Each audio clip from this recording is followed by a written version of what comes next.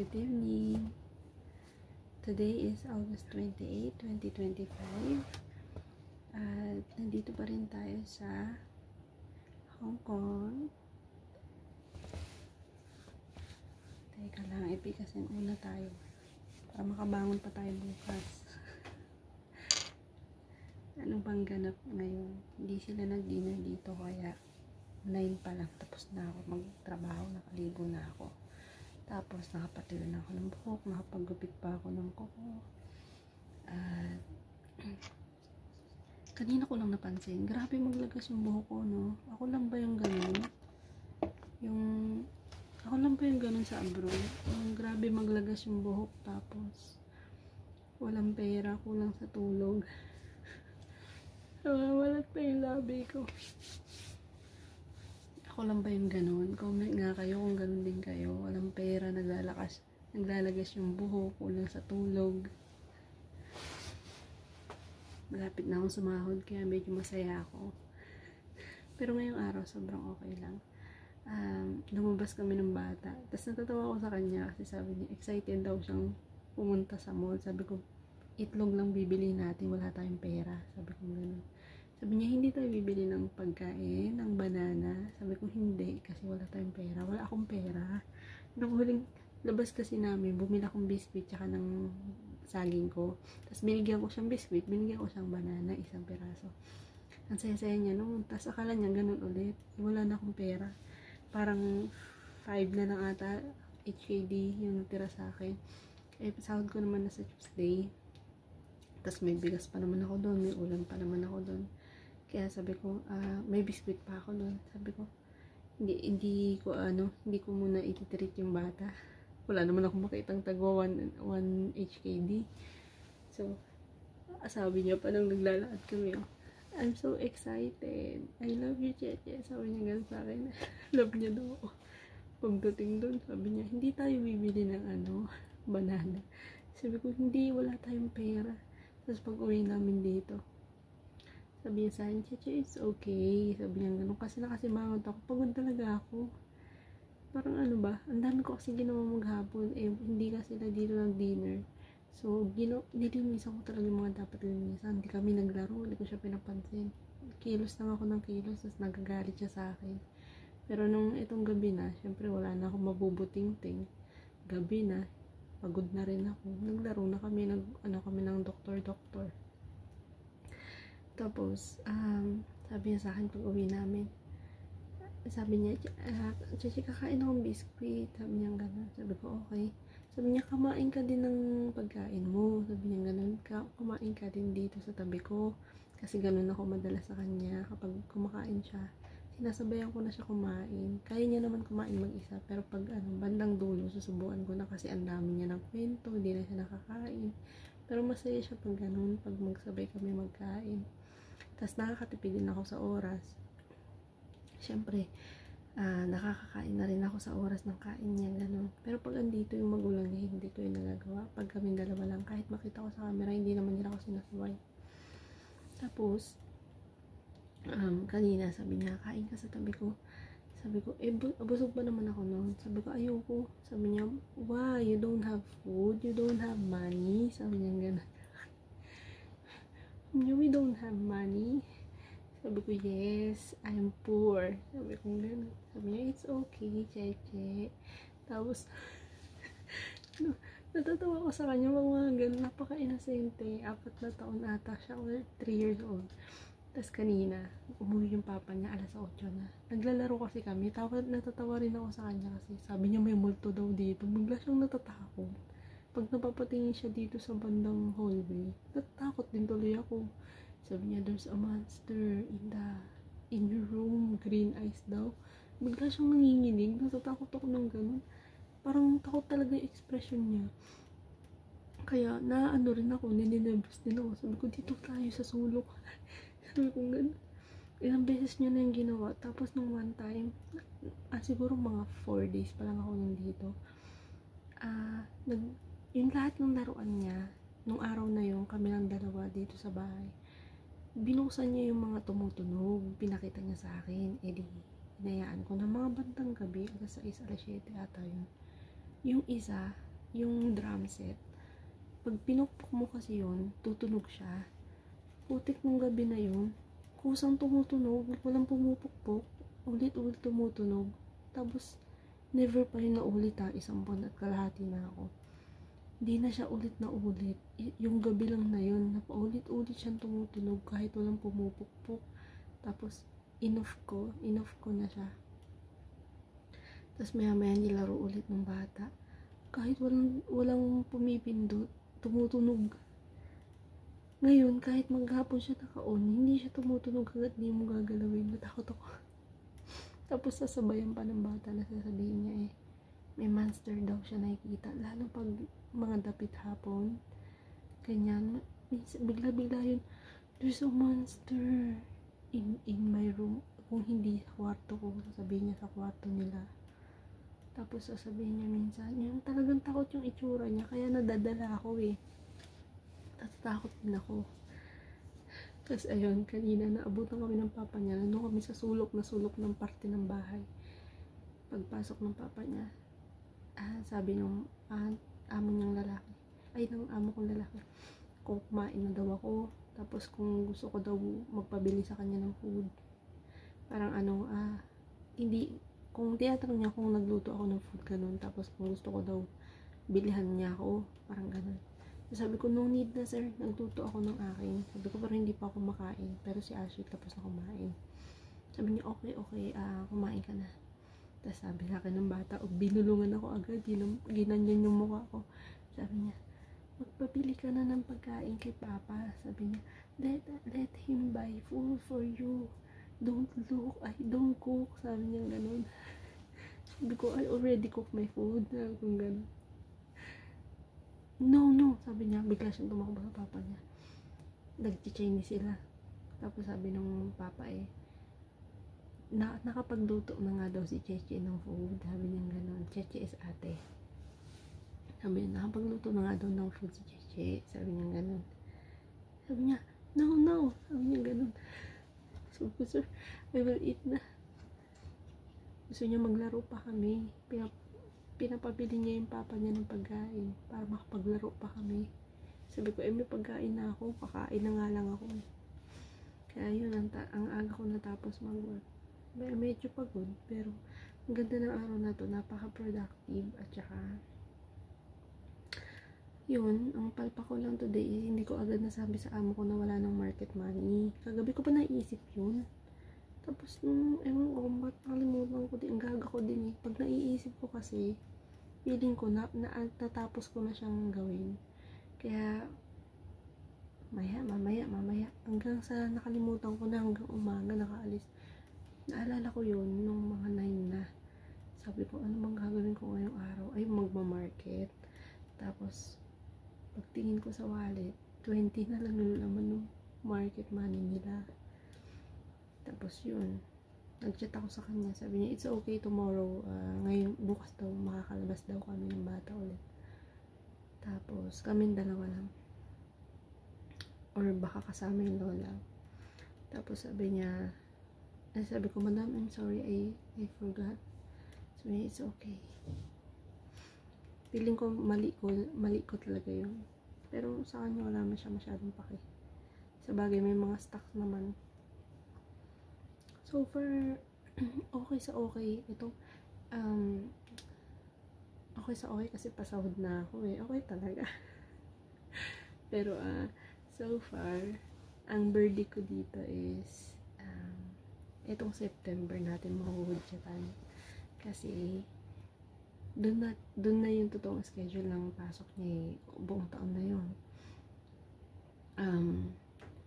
Simula ngayong Monday pasokan na nila, September 1. Ang siste is, papasok siya ng 8, aalis sila ng 8, aalis na silang lahat, tapos pupunta ako sa school ng 11:30 para palitan siya ng damit. Tapos, pagkapalit niya ng damit, ihahatid ko siya sa bus station para pick upin siya ng isa pang kindergarten na panghapon niya. Tapos papalitan yung bag, papalitan yung uniform, tapos dapat ma-pick up siya on time ng school bus doon sa waiting point na ituturo nila saan sa linggo. Tapos pagkatapos nun, pwede na ako mag-market. Tapos uwi na ako dito. Pagka uwi dito, magluluto, mag-iimis ulit. Tapos 5, hati siya sa baba ng school bus. Tapos ayun, susunduin ko lang siya. Asikasuin, papaliguan, papakainin. Tapos pagdating nila, luto ulit kasi yung mga amo kong babae tsaka lalaki kakain. Tapos afternoon, toothbrush ulit, tapos change diaper, tapos pwede na ako mag-rest. Titignan ko pa kung kakayanin ko yung routine na yun sa Monday. Or hanggang makayanan. Tsaka, kung kaya yung, tsaka kung hindi magbago yung ugali ng babae. Kasi ayun yung nakikita kong sinasabi nga nung tomboy na diba? Magbabago pa daw. So, ayun. So far, sobrang kabisado ko na pag umaga hindi na ako ganun kangarag. Kasi alam ko na yung sunod-sunod kong gagawin. Sa Monday, mababago na naman to yung routine ko. Kaya titignan ko pa kung kakayanin. At doon ako magde-decide kung ayoko na talaga or kaya pa yung ganun. Kasi kung tutuusin, sobrang ganda nga talaga dito sa Hong Kong. Imagine open sila sa mga bilihin. Sa Middle East, napakahirap umaccess ng mga online. Tatagain ka talaga sa bahay. Dito ang mura ng mga bilihin. Sa food, sobrang accessible. Lalo kung nakakapag-market ka.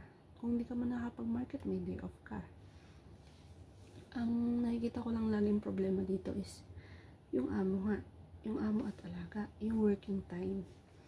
Pero kung sa batas at sa laya ng mga katulong, bayan, nagbabalat talaga yung mami ko. Wala na nga kumikis, nagbalat pa. Kung sa napakaganda ng Hong Kong. Napakaganda ng batas. At minsan napag-iisip ko, sana umayon sa akin ng lahat dito para dito kasi parang ang daling mag-ipon, ang laki ng sahod. Nag-compute ako. In less than 2 months, in less than 1 month, 1 month and a half, na-clear ko na lahat. So, the next month is, need na lang natin mag-save. Makakabawi na. Kung sa bagay, hindi naman ganun ang utang ko. Kasi depende siguro sa tao. Dito, napakadaming utangan, mag-iingat ka lang. At saka, napakadaling umalis sa amo. Pwede, tumakas ka, magbaba ka ng 1 month notice, i-terminate mo yung kontrata mo. Napakadaming paraan. Tapos, andyan yung mga police, kung sakasakaling ano man mangyari, hindi sila papanig agad sa isang side. Kahit local ka pa, hindi ka agad papanigan. Batas ang batas dito. At yun nga, maraming paraan para makaalis ka sa sitwasyon kung hindi mo kaya, kung ayaw mo, kung stressful. So far, at saka may mga amo talaga na perfectionist din, kaya yun, nagte-terminate sila. Pero pag gano'n naman nangyari sa'yo, pwede ka pa naman makabalik. Tapos pwede ka pa makapag-apply habang nandito ka, may 14 days ka na pag na-terminate ka, may 14 days ka para makalipat ng employer, mag-apply sa mga agency dito. At mas madali yun. Mas madali ka na makakuha ng amo nun kaysa kapag nasa Pinas ka pa. So, ayun. Lately, nare-realize ko, ang ganda ng Hong Kong. Hindi ko pa man nalilibot. Hindi pa man ako nakapunta ng Disneyland. Dito pa lang sa view na to, busog na ako Dagat kasi yung tapat ng amo ko, condominium. So, may mga nangingisda, araw-araw, ang ganda kapag pasikat at saka palubog. Mapapadasal ka talaga Pero ang sarap ng ganitong ma-unwind ba yung isip mo, lalo pag nakalabas ka, patay oras, tapos makakita ka ng iba-ibang mga ganap, kesa kapag sa Saudi. Pero doon kasi, ang tahimik ng buhay ko doon. Ako na lang din ang gumagawa ng mga kalungkutan ko, yung mga pinag-iisip ko. Hindi talaga maiwasan yun, Dito, malungkot ka, pagod ka, puyat ka. Pero pag sa Saudi, sa amo ko dun, ano ka lang, hindi ka pagod, pero malungkot ka, tsaka puyat ka, kaka-cellphone. Namiss ko yung Saudi sobra, tsaka yung sambusa. Tapos yung mga memory sa Facebook ko, puro Saudi pa yan. Ilang taon ba naman? May 4 years, may 1 year ago, may 2 years ago, may 3 years ago. Nakakamiss. Pero naisip ko rin, kung doon ako ulit babalik, tapos sa baba ng sahod, medyo malaki yung diferensya. Pero sabi ko nga, ang hirap kasi pag hinabol mo ng hinabol, yung goal mo, parang mauubos ka, madidrain ka eh. Kapag puro na lang paghahabol sa pangarap. Kung lodoobin, bibigay naman siguro yun, diba? So, ngayong September ko pa malalaman kung ano't ano man ang mangyari. At handaan naman ako. Tuloy lang ang buhay, diba? Minsan talaga may mga desisyon tayong hindi aayon lahat. Pero parte yun ng plano, 'di ba? Matututo ka eh. Dito, ang dami ko lang natutunan Pagluto ng mga Chinese food, yung routine, unti-unti lang ako nasasanay eh. Pati dun sa hygiene, sa lifestyle. Pero minsan nag-a-Arabic pa rin ako. Napapa-Arabic pa rin ako. Ewan ko kung bakit. Tapos, basta in between na ako ngayon. Hindi na ako yung one-sided lang na sarili ko lang iniisip ko. Hindi na. Minsan kasi talaga pag tinatanong ko rin yung bata, parang naawa din akong iwan ba si Ashley. Wala siyang kaibigan. Kasi yung magulang niya is stricto sa pagpapalaro sa bata. Parang sa kanila lang umiikot yung buhay ng bata. Sa school naman, inaway daw siya. Ito kanina kumakain siya. Sabi ko, namimiss mo sa school mo, yung mga kaibigan mo doon? Sabi niya, no. Sabi ko, may mga kaibigan ka ba doon? Sabi niya, everyone. Sabi niya, ganun, lahat to kaibigan niya. Sabi ko, what are the names of your friend? Tapos wala siyang binanggit. Siguro ayun ang turo sa school na lahat kayo magkakaibigan, kaya ayun ang alam niya. Tapos sabi niya, the one French, sabi niya ganun, yung kaklase niya daw sa French school, tinulak daw siya sa tiyan. Sabi ko, bakit?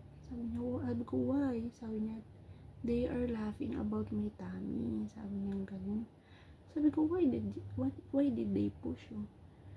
I don't know. They are laughing about my tummy. Sabi niya ganun.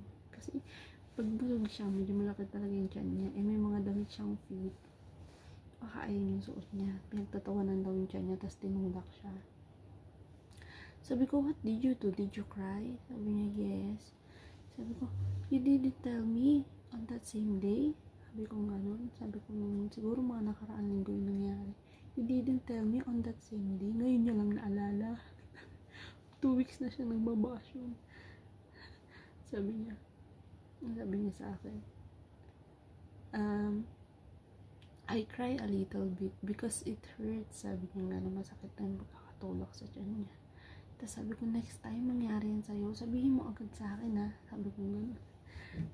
Sabi niya, what will you do? Sabi, I will ask the cheche of the child, why did they push you? I will ask the child, why are they so mean to you? That's not nice. That's bullying. Sabi ko gano'n.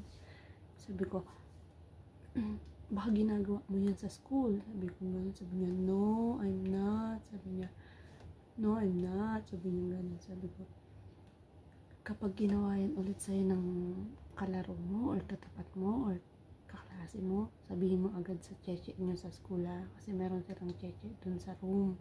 Parang mga nag-a-assist sa mga bata or sa teacher, sabi ko ganun. Tapos pag nakalabas ka, sabihin mo agad sa akin pag nagsundo ako sa'yo, sabi ko ganun. kung anong nangyari. Sabi niya, okay, Cheche, okay. Sabi ko, don't do that to others and don't let that other people do that to you. Sabi ko ganun. Sabi niya, okay, I promise. Kasi baka maisip niya normal lang na ginagawa. Baka mamaya pag gawin niya na sa iba, diba? So mali, hindi siya nag-open up sa magulang niya. Sobrang onti ng time. Tapos pag Sabado Linggo, makakalimutan niya talaga yung mga ganun-ganap. Kasi ang saya niya, naggagala sila.